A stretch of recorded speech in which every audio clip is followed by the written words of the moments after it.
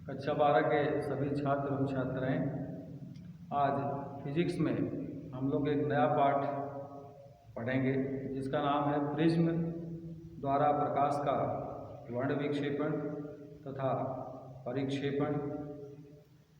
तो सबसे पहले हम प्रिज्म क्या है इसको बता दें। प्रिज्म वास्तव में दो समतल पृष्ठों से किसी कोण पर झुके हुए पारदर्शी माध्यम को कहते हैं। अर्थात यदि कोई समान पारदर्शी माध्यम किसी कोण पर दो समतल पृष्ठों से घिरा हुआ है तब ऐसे माध्यम को हम प्रिज्म कहते हैं। यदि प्रिज्म को किसी तल से या किसी प्लेन से हम एक उसका परिच्छेद लें तो वह एक त्रिभुजाकार दिखाई देता है। यहाँ पर हम देखें, वास्तव में पहले हम प्रिज्म बता दें। इस तरह से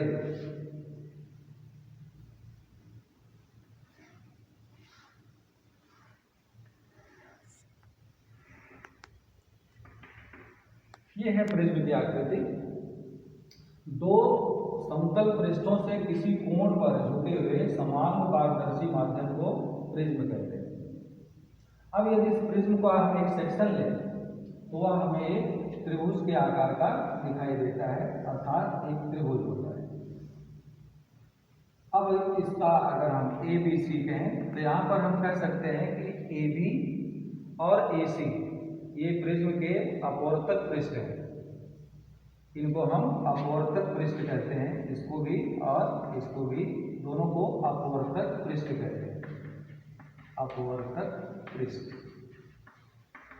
तथा इनके बीच में जो कोण बनता है, इस कोण को हम क्या कहते हैं? अपवर्तक कोण, अपवर्तक कोण। तो ये दो अपवर्तक पृष्ठ किसी कोण पर झुके होते हैं और इसके बीच में एक समान पारदर्शी माध्यम होता है। तो इस तरह से इस आकृति को हम प्रिज्म कहते हैं। अब हम इसके आगे प्रिज्म के द्वारा प्रकाश का अपवर्तन दिखाएंगे कि प्रिज्म से प्रकाश का अपवर्तन कैसे होता है। तो इसको बताने के लिए हम प्रिज्म का एक परिच्छेद लेते हैं। यहाँ पर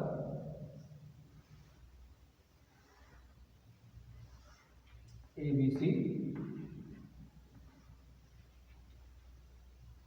AB और AC ये अपवर्तक पृष्ठ है और कोण A अपवर्तक कोण है।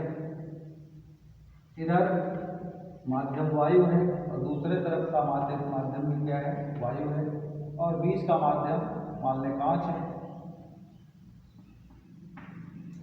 तो जैसा कि देख रहे हैं कि प्रिज्म के अपवर्तक पृष्ठों के दोनों तरफ के जो माध्यम है वो वायु है और प्रिज्म के अंदर का माध्यम कांच है, अर्थात प्रिज्म के अंदर जो माध्यम है वो सघन है, अपवर्तक पृष्ठों के बाहर जो माध्यम है वो विरल है।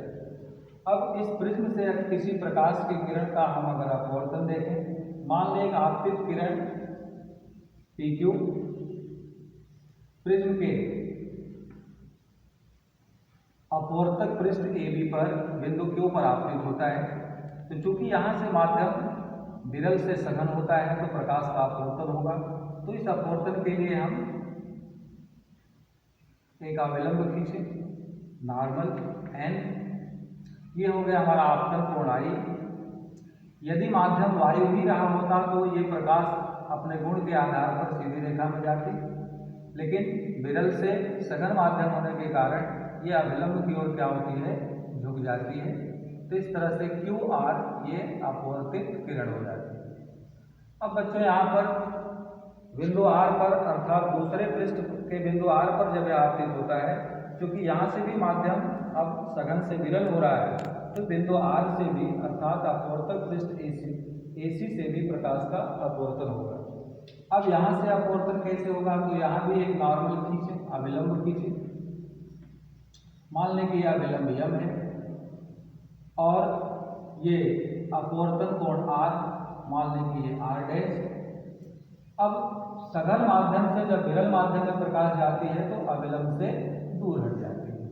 तो ये RS निर्गत किरण के रूप में हमें प्राप्त होता है, इसको हम निर्गत किरण कहते हैं।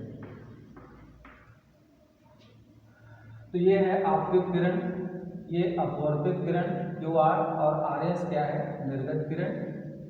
आपतित किरण को आगे की तरफ तथा निर्गत किरण को अगर हम पीछे की तरफ बढ़ा दें तो ये दोनों एक दूसरे को किसी बिंदु पर काटती हैं। लेट अस सपोज दैट बिंदु D। तो यहाँ पर इनके बीच में एक कोण बनता है और इस कोण को हम डेल्टा से निरूपित करते हैं और इस कोण को हम विचलन कोण कहते हैं। इस विचलन कोण डेल्टा का मान I के ऊपर निर्भर करता है। यदि हम भिन्न भिन्न आपतन कोणों के लिए डेल्टा का मान अगर ज्ञात करें और I के साथ साथ डेल्टा का एक ग्राफ खींचें तो इस तरह से हमें ग्राफ प्राप्त होता है। ये क्षैतिज अक्ष को हम I अक्ष और ऊर्ध्वाधर अक्ष को हम डेल्टा x मान करके अगर हम एक ग्राफ खींचें तो हमें इस तरह का एक ग्राफ प्राप्त होता है और इस ग्राफ को हम कहते हैं I डेल्टा वक्र। इस वक्र में अर्थात I डेल्टा वक्र में हम देखते हैं कि जैसे जैसे I का मान बढ़ता है डेल्टा का मान धीरे धीरे कम होता जाता है और एक विशेष कोण I के लिए डेल्टा का मान सबसे कम हो जाता है और इस डेल्टा के न्यूनतम मान को हम अल्पतम विचलन कोण कहते हैं, जिसे डेल्टा M से निरूपित करते हैं। और फिर आपतन कोण बढ़ने के बाद डेल्टा का मान भी बढ़ता जाता है। तो इस तरह से प्रिज्म के लिए जब हम I और डेल्टा के बीच में वक्र खींचते हैं तो कैसा वक्र मिलता है। प्रारंभ में I का मान जैसे जैसे बढ़ता है डेल्टा का मान घटता है और फिर घटते घटते डेल्टा का मान फिर बढ़ना चालू हो जाता है। अर्थात I के एक निश्चित मान पर डेल्टा का एक न्यूनतम मान प्राप्त होता है जिसे अल्पतम विचलन कोण कहते हैं, जिसे हम डेल्टा M से निरूपित करते हैं। इस तरह से हम लोगों ने जाना कि प्रिज्म क्या है। प्रिज्म दो समतल पृष्ठों से किसी कोण पर झुके हुए पारदर्शी माध्यम को कहते हैं। प्रिज्म का अगर हम एक सेक्शन लें, एक परिच्छेद लें, एक त्रिभुजाकार परिच्छेद प्राप्त होता है। इसमें ABC अगर प्रिज्म का एक परिच्छेद है तो AB और AC अपवर्तक पृष्ठ कहलाते हैं, कोण A अपवर्तक कोण कहलाता है तथा BC प्रिज्म का आधार कहलाता है।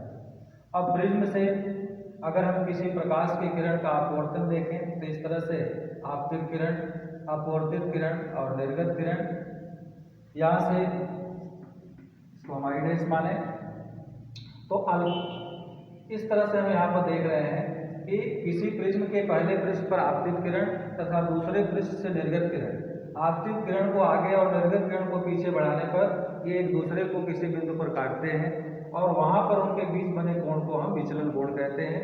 इस विचलन कोण का यदि हम आपतन कोण I के साथ अलग अलग आपतन कोण I के साथ अगर विचलन कोण ज्ञात करें तो भिन्न भिन्न कोणों के लिए भिन्न भिन्न आपतन कोण के लिए डेल्टा का मान भिन्न भिन्न होगा। तो इस तरह से भिन्न भिन्न I के मान लेकर के यदि डेल्टा का मान ज्ञात करके हम एक वक्र खींचें तो उसे I डेल्टा वक्र कहते हैं। I डेल्टा वक्र से हम एक निश्चित आपतन कोण के लिए विचलन कोण का न्यूनतम मान प्राप्त करते हैं जिसे अल्पतम विचलन कोण कहते हैं। तो आज इतना जानिए, अब इसके आगे हम नेक्स्ट डे बात करेंगे।